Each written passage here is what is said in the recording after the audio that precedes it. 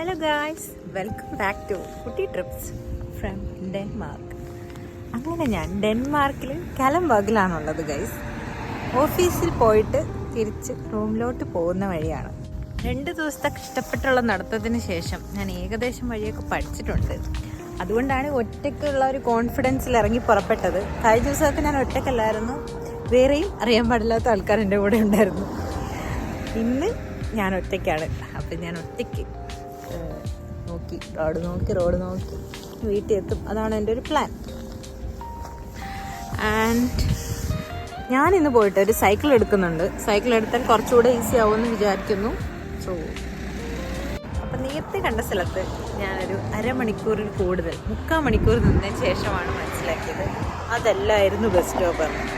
അപ്പോൾ അതെങ്ങനെ മനസ്സിലായെന്ന് വെച്ചാൽ, ഒരു ബസ് വന്ന് എനിക്ക് മുമ്പേ ഒരു സ്ഥലത്ത് നിർത്തി, ആൾക്കാരിറങ്ങി, ആ ബസ് അങ്ങ് പോകുന്നത്. ഞാൻ എക്സ്പെക്ട് ചെയ്തു അത് എൻ്റെ അടുത്ത് നിർത്തിയില്ല.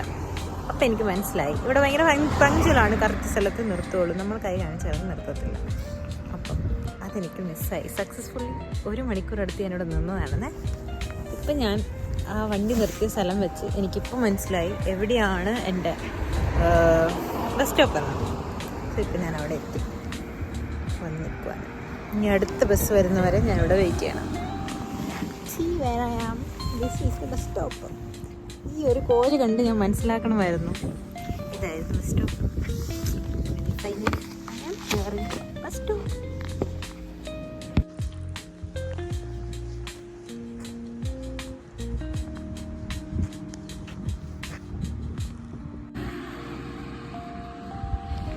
ഇപ്പം നിങ്ങൾ കണ്ടോ, കാറിൻ്റെയൊക്കെ ബാക്കിൽ അവരങ്ങനെ ഒരു സംഭവം വെച്ചിട്ട് പോകുന്നത്. നിങ്ങളിപ്പോൾ നോക്കുവാണെങ്കിൽ ഈ ഷോപ്പ് എന്തിൻ്റെ ഷോപ്പാണെന്ന് എനിക്കറിയില്ല. ഇവിടെ കിടക്കുന്ന ഈ വണ്ടികൾ കണ്ടോ, ഇത് അങ്ങനത്തെ വണ്ടികളാണ്. ജസ്റ്റ് ആ ഒരു ബാക്കിൽ ലോഡ് കയറ്റാണ്. അത് ഏത് വണ്ടീൻ്റെ ബാക്കിൽ നമുക്ക് അറ്റാച്ച് ചെയ്ത് കൊണ്ടുപോകാൻ പറ്റും. എന്താല്ലേ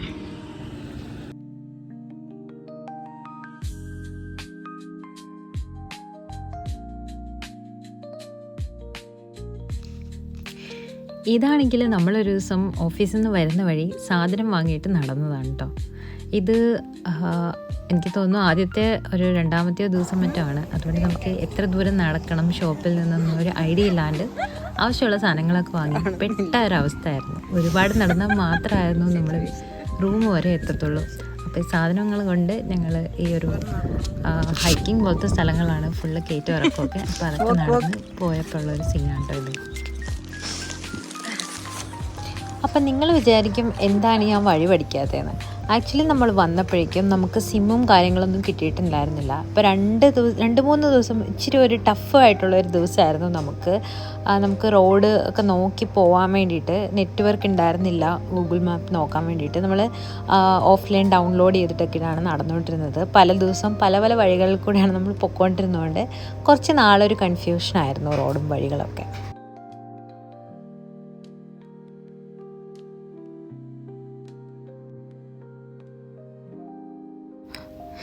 നമ്മളെന്തിനാണ് ഇങ്ങനെ നടന്നതെന്നറിയോ? ആക്ച്വലി ബസ്സിൻ്റെ ടൈം അത്ര ഫ്രീക്വൻ്റ് അല്ല. ബസ് ഒരു 1 അവറിലൊക്കെ ഉള്ളൂ. പിന്നെ ഒരുപാട് കറങ്ങി തിരിഞ്ഞൊക്കെയാണ് ബസ് വരുന്നതും.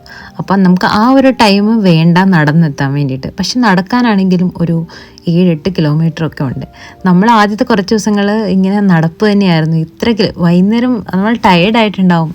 അപ്പോൾ നമ്മൾ വാച്ചിൽ എത്ര നടന്നിട്ടുണ്ട് അല്ലെങ്കിൽ ഫോണിൽ എത്ര നടന്നിട്ടുണ്ടെന്ന് നോക്കുമ്പോഴാണ് നമ്മൾ തന്നെ സർപ്രൈസ് ആയിട്ട് 10 കിലോമീറ്റർ, 11 കിലോമീറ്റർ, 6 കിലോമീറ്റേഴ്സ് അങ്ങനെയൊക്കെയാണ് നമ്മുടെ പല ദിവസത്തെ. കാരണം നമ്മൾ മിക്ക ദിവസവും പുതിയ വഴികളിൽ കൂടെയാണ് കേട്ടോ വന്നത്. ഒരേ വഴി മാത്രമല്ല, പല വഴി കൂടെയാണ് നമ്മൾ വന്നത്. അങ്ങനെ മൊത്തത്തിൽ ആദ്യത്തെ കുറച്ച് ദിവസം ഭയങ്കര എക്സ്പ്ലോറിങ് ഡേയ്സ് തന്നെയായിരുന്നു.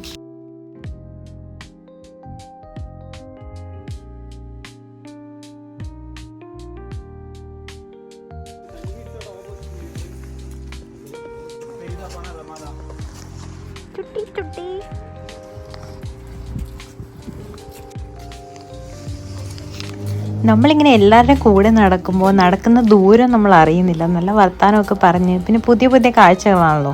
എല്ലാ വഴിയിൽ കാണുന്ന കാഴ്ചകളും നമുക്ക് പുതിയതായിരുന്നുകൊണ്ട് നമ്മളതൊക്കെ കണ്ട് ആസ്വദിച്ച് നടന്നുകൊണ്ടിട്ട് പിന്നെ ഇടയ്ക്കിടയ്ക്ക് ഇതുപോലെ ഇരുന്ന് റെസ്റ്റൊക്കെ ചെയ്തിട്ടായിരുന്നു നമ്മുടെ ഈവനിങ് നടത്തം. പിന്നെ ഇവിടെ ഡേ ടൈം കൂടുതലായതുകൊണ്ട് ഇരുട്ടാവും എന്നുള്ള പേടിയും ഉണ്ടായിരുന്നില്ല. പിന്നെ നല്ല അടിപൊളി തണുത്ത കാറ്റൊക്കെ ആയതുകൊണ്ട് വിയർക്കുന്ന പ്രശ്നവുമില്ല. cycle. I have to come again.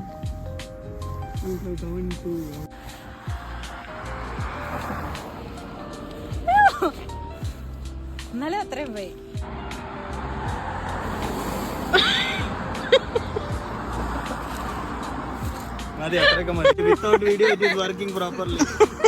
ഊതിയേട്ടാ നീ ഊതിക്കോ. ഊത് ഊത്. ഓ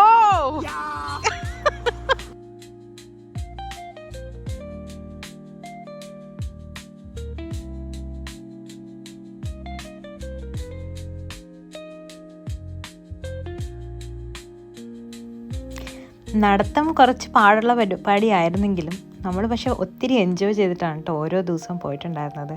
ഇതുപോലെ പല പല കാര്യങ്ങൾ പറഞ്ഞ് നമ്മൾ ഓരോ ദിവസം പുതിയ പുതിയ വഴികളായതുകൊണ്ട് നമ്മൾ അത്യാവശ്യം വഴികൾ പഠിക്കുകയും കൂടിയായിരുന്നു. അങ്ങനെ ഇപ്പോൾ നമ്മൾ എങ്ങനെ വേണമെങ്കിലും നമുക്ക് പോകാം, ഏത് വഴിയിലെത്തിയാലും നമുക്കിനി എങ്ങോട്ടാണ് പോകേണ്ടതെന്നൊക്കെ അത്യാവശ്യം മനസ്സിലാവുന്ന രീതിയിൽ തന്നെ നമ്മൾ വഴികളൊക്കെ പഠിച്ചു.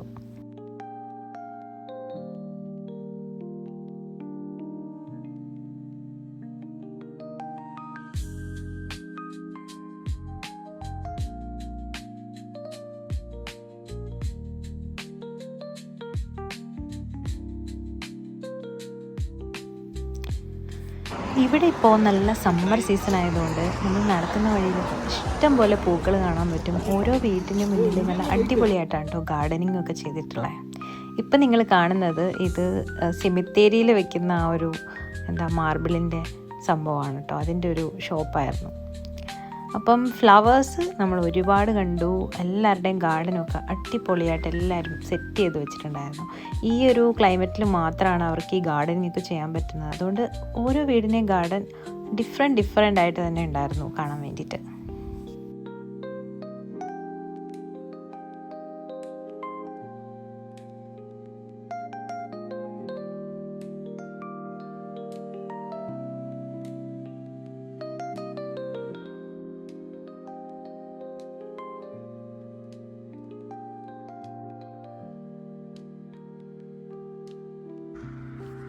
ഗ്രേവ്യാർഡ് അതെന്താ ചേട്ടാ അങ്ങനെ അവിടെ മാത്രം അങ്ങനെ എന്തെങ്കിലും കാര്യം ഉണ്ടാവൂലേ? അമ്മായി ചേട്ടൻ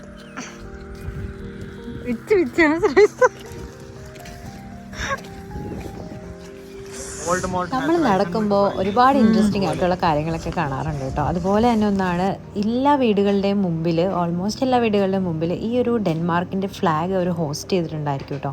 അത് അവർക്ക് ഭയങ്കര റെസ്പെക്റ്റ്ഫുൾ ആയിട്ടുള്ള കാര്യമാണ്. അവരുടെ ബർത്ത്ഡേയ്സ്, ഈവൻ ബർത്ത്ഡേയ്സ് വരെ അവർ സെലിബ്രേറ്റ് ചെയ്യുമ്പോഴത്തേനും ഈ ഒരു ഫ്ലാഗ് എല്ലാം അവർ ഹോസ്റ്റ് ചെയ്യും.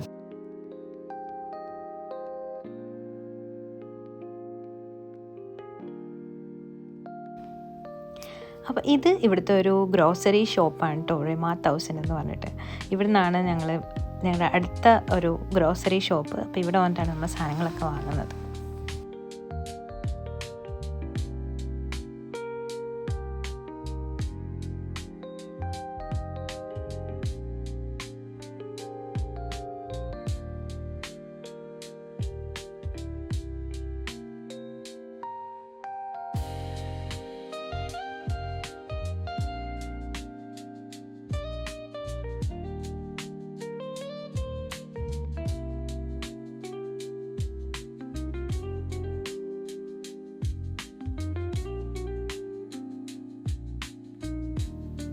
അപ്പോൾ എൻ്റെ വീഡിയോ നിങ്ങൾക്ക് എൻജോയ് ചെയ്തിട്ടുണ്ടെന്ന് വിചാരിക്കുന്നു. അപ്പോൾ ഇനിയും കുറച്ച് ഡെൻമാർക്ക് വ്ലോഗ്സുമായിട്ട് ഞാൻ വരുന്നുണ്ട്.